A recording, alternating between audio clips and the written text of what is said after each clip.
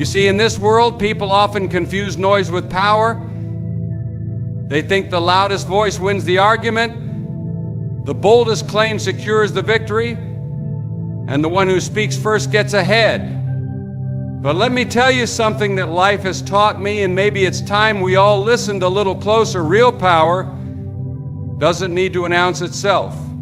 It doesn't need to fight for attention. Power, when it's genuine, walks into the room without saying a word and still shifts the atmosphere. Silence, my friend, is not the weakness of the voiceless. It is the strength of the wise. It is the confidence of the one who knows who they are and who they belong to. The one who has seen enough storms to know they don't need to yell back at the wind. They just wait because they know who calms the seas. Think about Jesus for a moment when he stood before Pilate, when he was accused by men, mocked, insulted, spat upon. He didn't argue. He didn't fight back. He didn't raise his voice to prove his innocence. He was silent. Not because he was powerless, but because he had already won. That silence spoke louder than any defense. That silence was strength. There are moments in your life when the best thing you can do is say nothing at all. Not because you don't have the words, not because you don't know the truth, but because the moment doesn't deserve your energy. It doesn't deserve your peace. You don't need to explain your calling to people who weren't in the room when God called you. You don't need to justify your path to those who were never meant to walk it with you. Silence is a response. It's a response of maturity.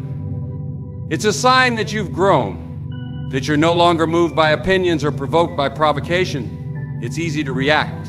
It takes discipline to remain still. It's easy to argue. It takes character to walk away and let God do the talking for you. You see, when you're silent, you're not ignoring the storm. You're trusting that the storm doesn't have the final word. You're not letting people walk over you. You're letting God lift you above the noise. There's a difference. Because when you open your mouth at the wrong time, you can delay what God wants to do through you. But when you remain silent in faith, you give Him full control. And trust me, God never loses control. I want to tell someone listening right now, you don't have to raise your voice to raise your value. You don't have to argue to be understood. Sometimes the most powerful thing you can do is stay quiet and let God be your defender. Let your actions speak. Let your growth speak. Let your fruit speak. In fact, some of you are tired not because you're walking the wrong path, but because you're carrying too many conversations that were never yours to have.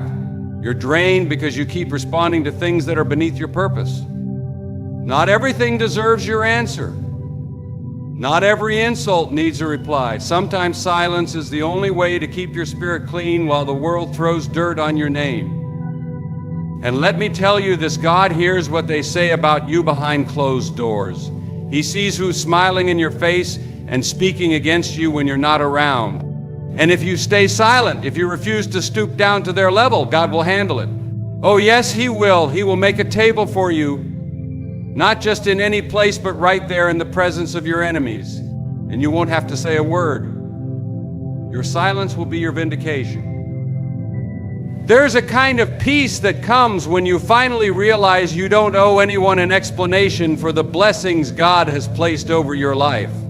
People may question how you got there.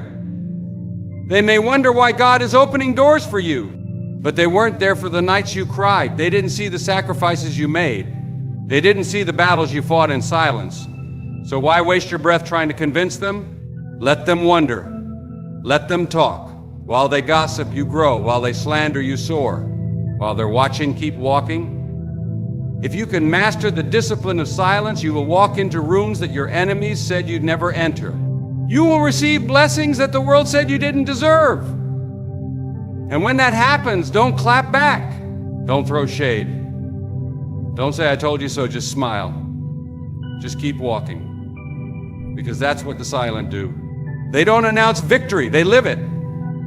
So today, make up your mind. Stay silent not because you're weak, but because you're wise. Not because you're scared, but because you trust the one who fights your battles. Not because you don't know what to say, but because you know who speaks for you. Be silent and watch what God does next. Sometimes in life, it's not about what you say, it's about what you surrender. There are moments when God will call you into silence, not to punish you, but to prepare you. He'll ask you to step back, quiet your thoughts, and just trust Him. Because believe it or not, God often works the most when we speak the least. We live in a world that's loud. Everyone's talking, everyone's posting, everyone wants to be seen, to be heard, to be validated. But heaven doesn't respond to noise, it responds to faith. And real faith doesn't always speak. Sometimes real faith just listens. Real faith gets down on its knees in silence and whispers, God, I trust you even when I don't understand. There are blessings that are delayed not because you're not ready, but because your spirit is too distracted to hear the instructions. You can't follow divine direction if you're filling the room with your own opinions. And I'm here to tell you, some of the greatest breakthroughs you're praying for are waiting behind a quiet heart. Not a quiet life, no, life will always have movement. But a quiet heart, one that trusts, one that listens, one that doesn't need to rush God because it knows His timing is perfect. When was the last time you sat in silence, not scrolling, not talking, not planning, but just being in the presence of God? Some of the most powerful moments I've ever had in my walk with the Lord weren't during the shouting or the singing. They came in the stillness. That sacred hush where the world fades and your soul leans in. That's where God whispers the next step. That's where He corrects what your pride couldn't hear when you were too busy arguing. That's where He begins to heal what noise tried to hide. You see, when you're silent, you're not stepping away from the battle. You're stepping into God's presence. You're saying, Lord, I don't need to fight this my way. I'm done trying to fix what I can't control. I surrender it to you. And when you reach that place, God begins to move in ways you could never imagine. He opens doors you didn't even knock on. He clears paths you didn't see coming. He brings peace in situations where you thought you'd drown in anxiety. But it starts with silence. It starts with trust. Some of you have been talking too much to people and not enough to God. You've been explaining yourself, defending yourself, complaining, venting, trying to get others to understand what you're going through. But people can't fix what only God can heal. People can't carry what only God can lift. And the longer you keep running to noise, the longer you'll delay the answer that only comes in silence. There's a reason Jesus often withdrew from the crowds. He wasn't tired of healing. He wasn't avoiding people. He understood something we often forget. Silence with the Father refuels the soul. It resets the mind. It realigns the mission. You can't pour out if you're always surrounded by noise. Even the Savior had to be still to be strong. And I want to talk to the one who feels unheard right now, the one who's been praying, crying, asking, waiting, and still heaven seems quiet. You've been wondering, why isn't God answering me? But maybe the silence isn't absence, it's alignment. Maybe God isn't ignoring you. He's inviting you to stop talking long enough to listen. And if you'll lean in, you'll realize He's been speaking all along. Through closed doors, through delayed blessings, through things falling apart so something better can fall into place. It takes maturity to understand that God's silence doesn't mean He stopped working. Sometimes the greatest miracles are formed in the dark. The seed in the soil makes no sound, yet it grows. The baby in the womb doesn't speak, yet it's being formed. The caterpillar in the cocoon is silent, but transformation is underway. So why do we think we must always make noise to see change? God is not limited by our volume. He is moved by our surrender. You don't have to remind God of the promises He made to you. He hasn't forgotten, but He may be waiting for your stillness before He releases them. He may be waiting for your silence before He reveals the next door. Because when you're still, your eyes open, your ears sharpen, your faith deepens.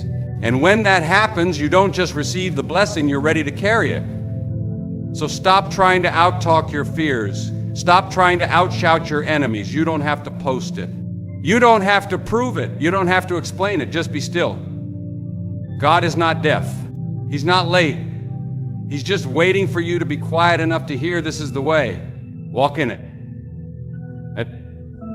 You don't realize how valuable your peace is until you start losing it.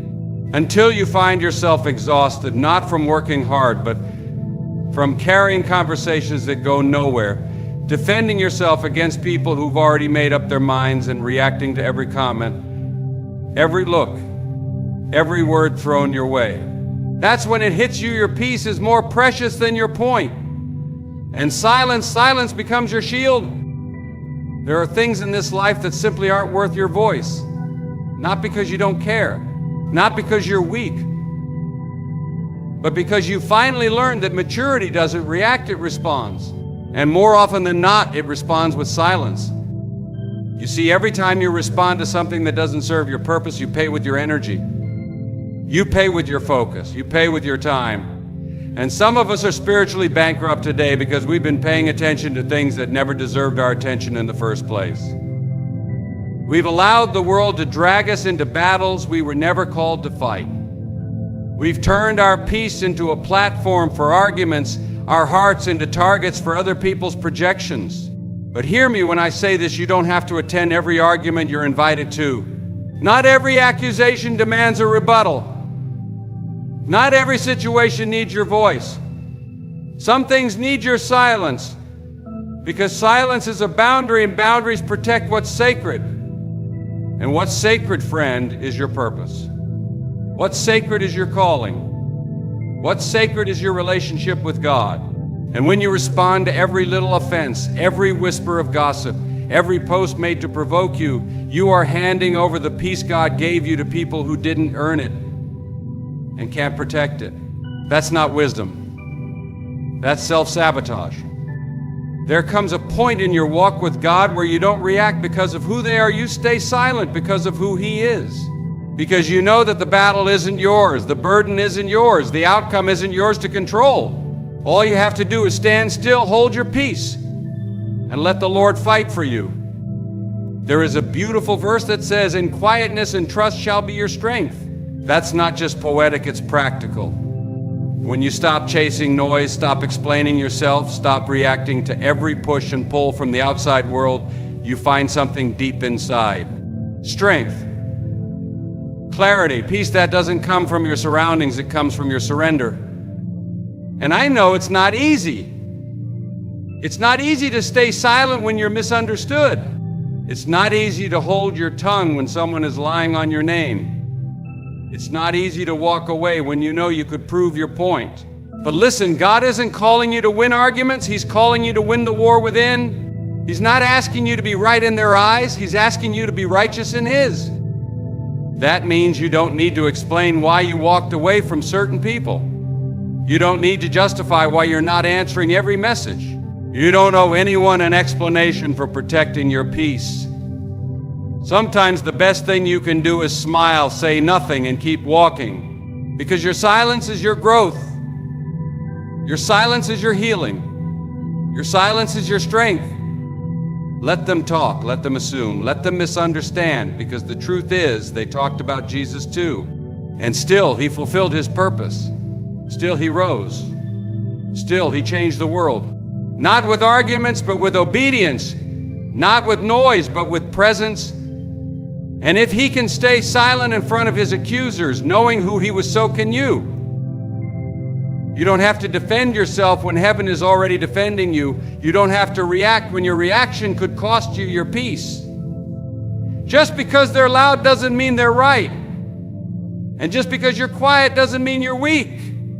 Sometimes silence is the loudest declaration that your spirit belongs to God, not to people's opinions. You want to grow? You want to walk in peace? Then protect your energy, guard your mind, and be very selective about what deserves your voice, because your voice is powerful, and what's powerful must also be protected. Be silent and let peace become your greatest weapon. There's a reason God tells us to be still, not just to stop moving, but to quiet the noise in our hearts and minds. Because silence isn't just the absence of sound, it's the presence of trust. It's saying, Lord, I don't know what you're doing right now, but I believe you're doing something good. And that kind of silence That's where strength is born. Sometimes we're so busy talking, worrying, complaining, trying to figure things out that we forget God already has the answer.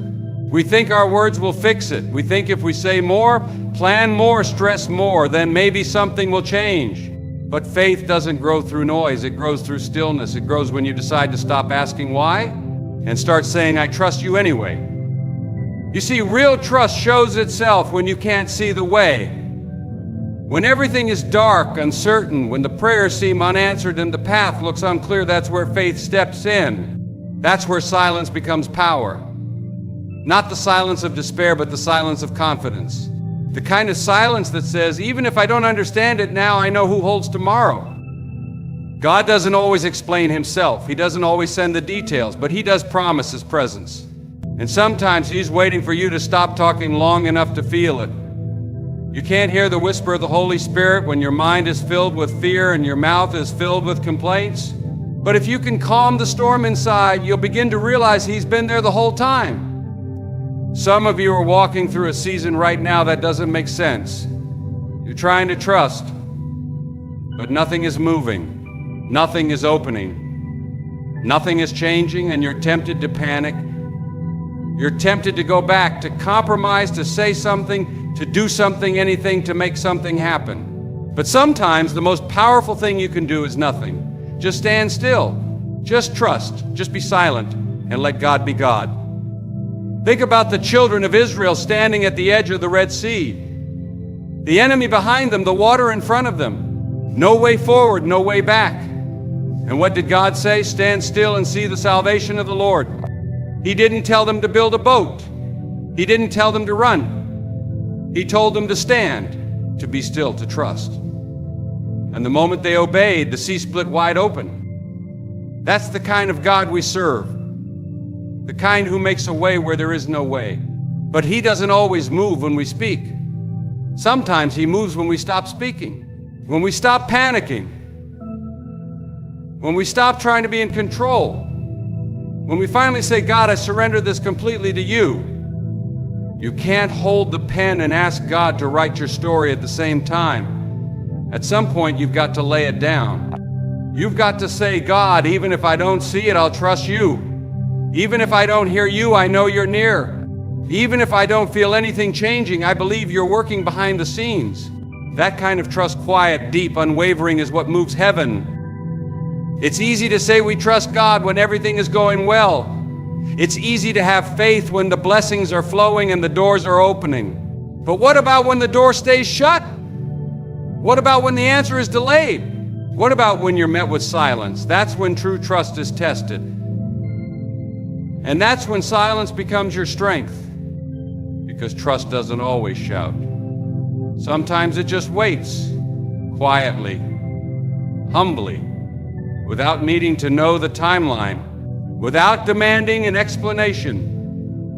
It just waits because it knows that God is too faithful to fail, too good to forget, and too wise to make a mistake. Don't let the silence scare you. Don't let the delay make you doubt.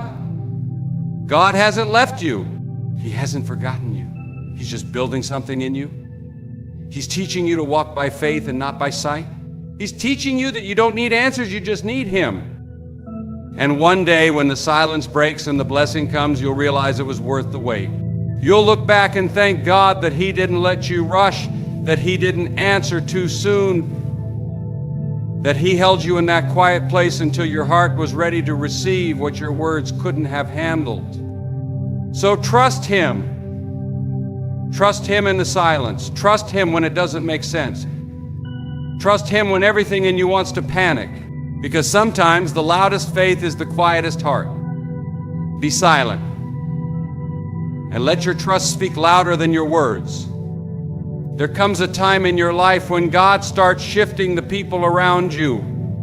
And if you're not careful, you'll think it's punishment when it's really preparation. You'll think you're being rejected when you're actually being protected. And in moments like that, silence becomes more than a posture, it becomes your survival. You see, not everyone who starts with you is meant to finish with you. Not everyone who applauds you in one season will walk with you into the next.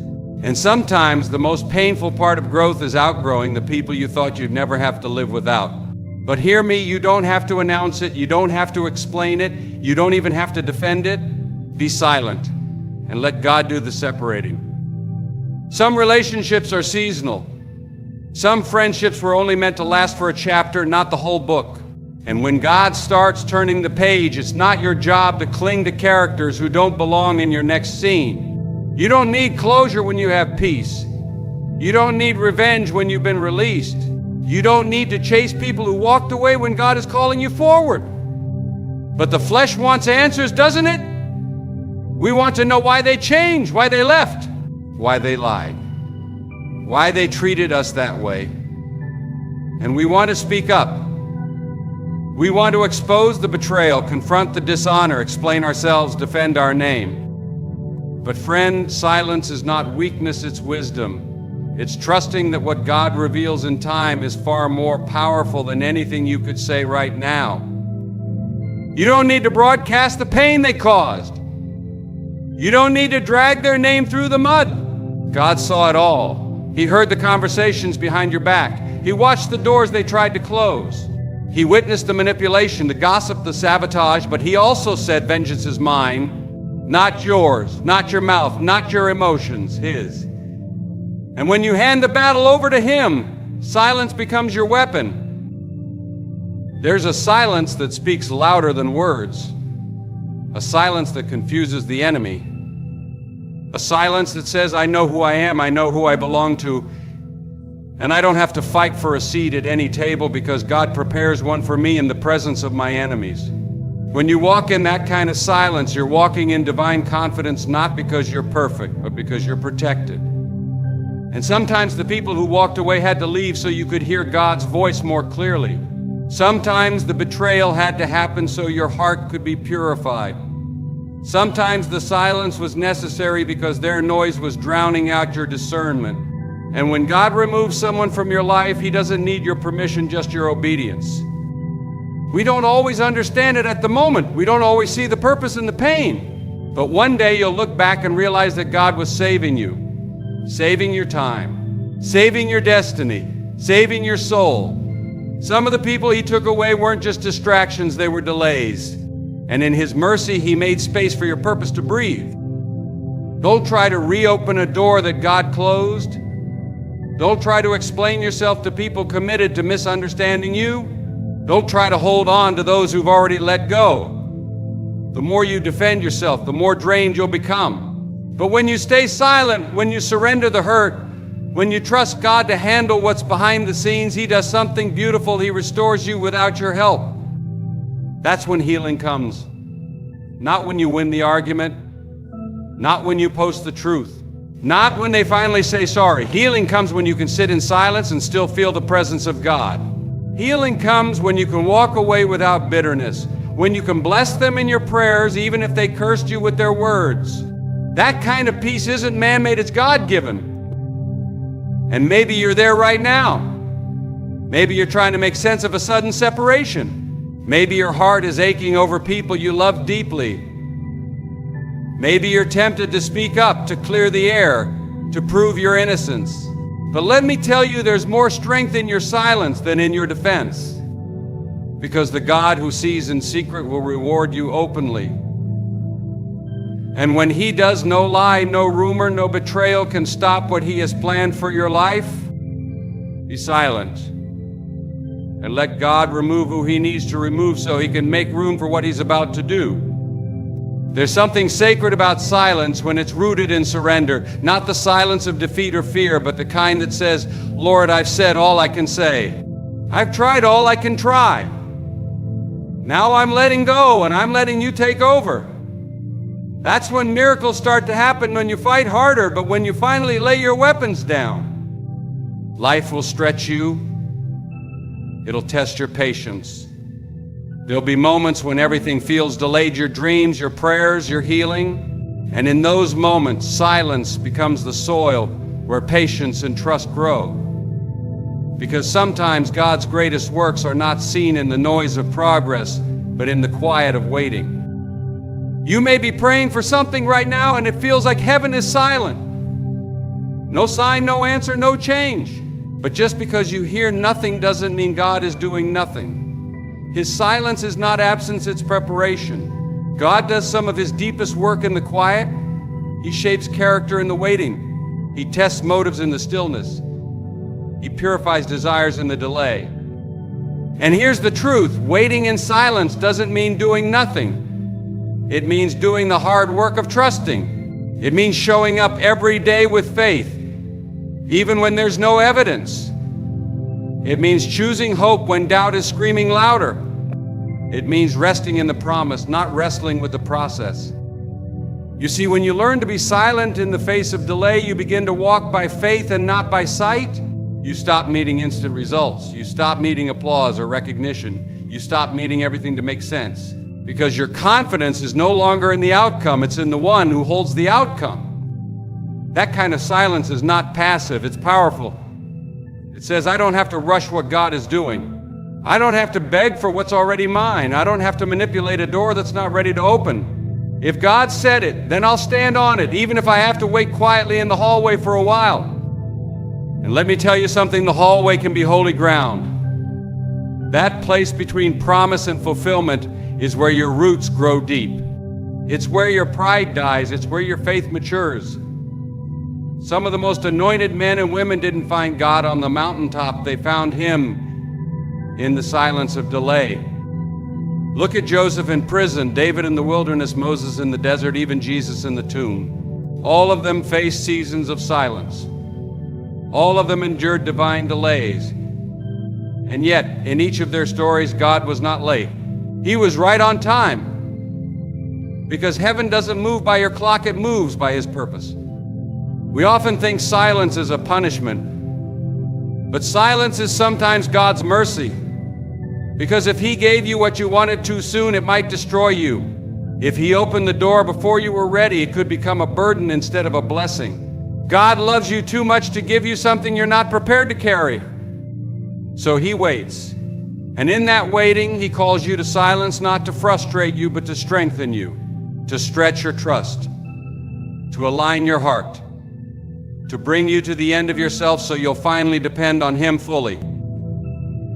And when the time is right, when your spirit is steady, when your heart is pure, when your silence is turned into surrender, he moves. And when God moves, it won't be by your efforts. It won't be because of your striving. It'll be because he ordained it, because you waited in silence and he honored your trust. But I know it's not easy.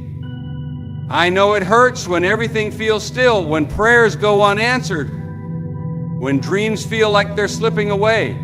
But listen to me, your silence is not wasted. God hears the cry of your heart even when your lips don't move.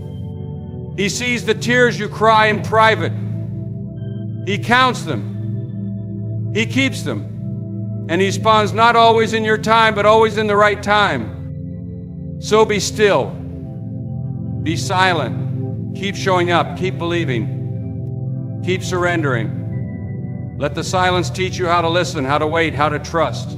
Because one day the silence will break, and when it does, you'll look back and realize that God was working all along. Be silent, and let your surrender make room for God's supernatural timing.